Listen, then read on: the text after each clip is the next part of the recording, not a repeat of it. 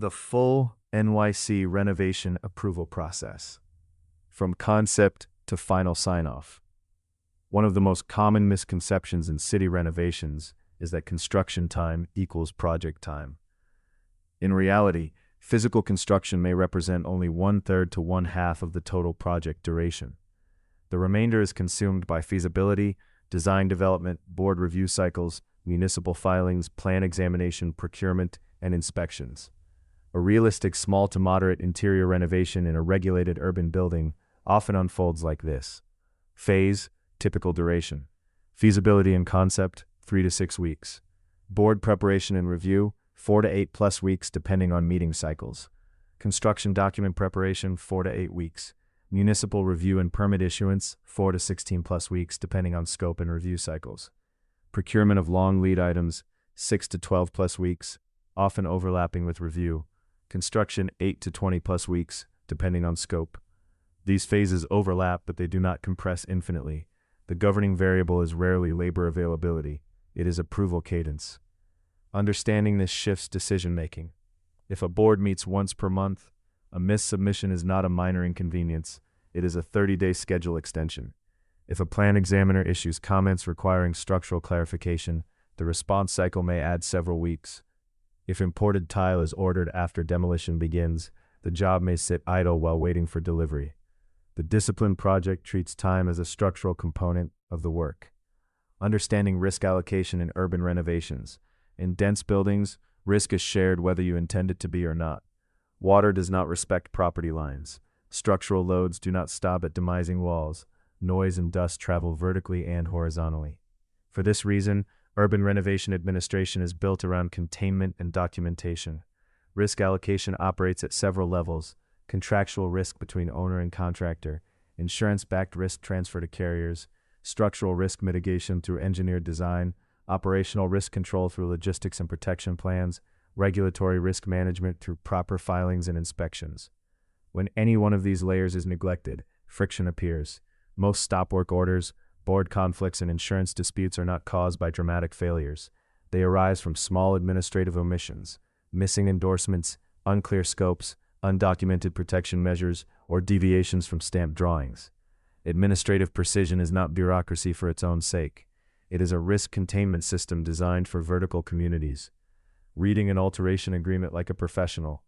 Many owners skim alteration agreements and focus only on work hours and deposits. They read them as a risk allocation document. An alteration agreement typically governs insurance minimums and endorsement language, work hours and noise limitations, required protection for common areas, contractor qualification standards, deposit structures, and potential fines. Inspection rights of the building, completion deadlines, and penalties. Restoration obligations if damage occurs. The clauses that cause delay are often procedural. Some agreements require engineer review of structural drawings before board circulation. Others require that insurance certificates be approved by the building's council, not merely the managing agent. Some require neighbor notification periods before work begins. If these items are discovered late, schedules unravel.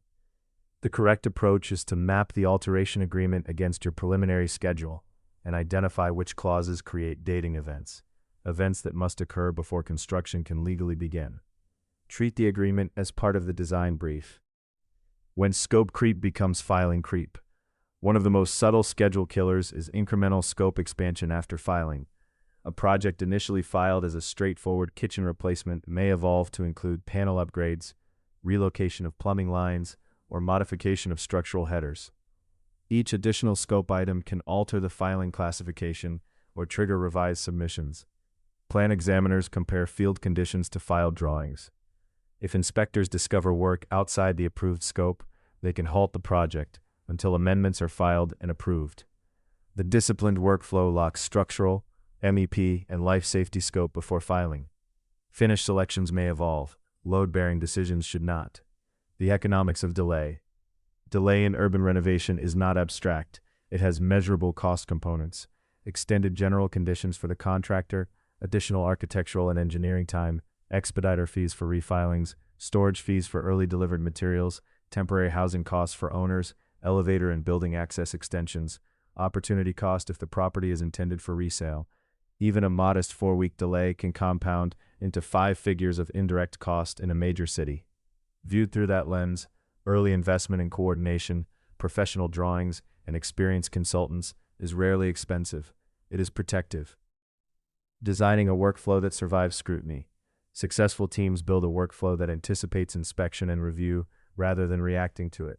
This includes creating a submission checklist before filing, conducting internal drawing coordination reviews, holding pre-construction meetings with building management, confirming insurance compliance before contractor mobilization, building a procurement log for long lead materials, maintaining a live inspection calendar, and assigning a single communication lead.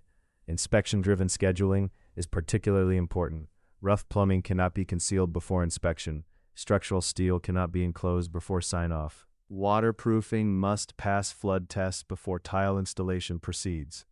When inspection milestones drive sequencing, rework decreases. The human dimension. Communication is schedule control. Urban renovations take place in occupied buildings. Neighbors live above, below, and adjacent to the work zone. Staff operate elevators and manage deliveries. Boards answer to residents. Silence creates friction. Clear pre-construction notices, periodic updates, and responsiveness to complaints reduce escalation. Many boards impose additional restrictions, not because of technical violations, but because of resident dissatisfaction. Professional communication is therefore not cosmetic. It protects schedule continuity. A brief weekly status update to management, outlining progress, upcoming noisy operations, and inspection dates, often prevents misunderstanding and builds credibility. Post-completion, protecting the asset. The final stage of a renovation is administrative consolidation. Permit sign-offs must be recorded, certificates archived, as-built drawings collected, engineering letters confirming structural completion retained, insurance endorsements closed properly.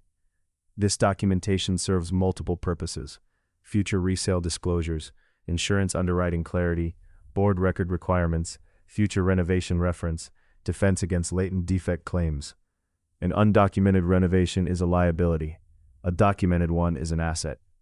A realistic perspective on acceleration. Clients frequently ask how to speed up a renovation. The honest answer is that speed comes from sequencing intelligence, not from skipping steps. Acceleration strategies that preserve compliance include early hazard testing, early board engagement, parallel procurement during review cycles, pre-submission consultations, complete coordinated drawing sets, experienced contractors familiar with the building. Shortcuts that bypass review, omit documentation, or underfile scope inevitably slow the project later. The fastest projects are those that move steadily without interruption. Final perspective. Approvals are architecture. In dense urban environments, approvals are not peripheral to design, they shape it. Ceiling heights may shift to accommodate fireproofing, layout decisions may respond to plumbing stack constraints, structural interventions may determine spatial rhythm, delivery schedules may dictate finish sequencing.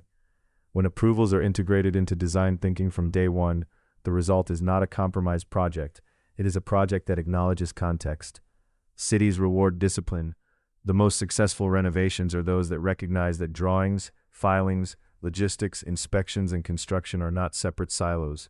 They are interlocking systems. When aligned, they produce spaces that feel effortless, precisely because the administrative architecture beneath them was rigorously built. Do I always need a DOB permit to renovate my apartment? No. Cosmetic work that does not change plumbing, electrical, or structural systems often does not require DOB permits. But any layout, plumbing relocation, structural change, or new mechanical work likely requires a filing. How long does the DOB approval take?